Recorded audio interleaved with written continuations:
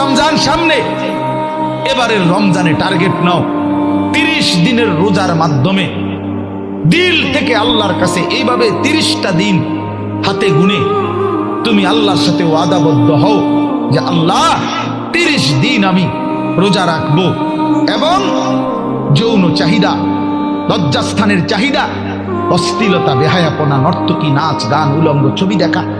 নারীকে নিয়ে চিন্তা ভাবনা, মেয়েকে নিয়ে অশ্লীল চিন্তা ভাবনা,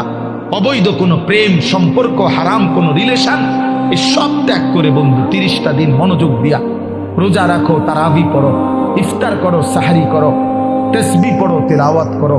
কোন আলেমে দ্বীনের সাথে উঠা বসা করো, ইমাম সাহেবের সাথে সম্পর্ক করো। ইনশাআল্লাহ দেখবা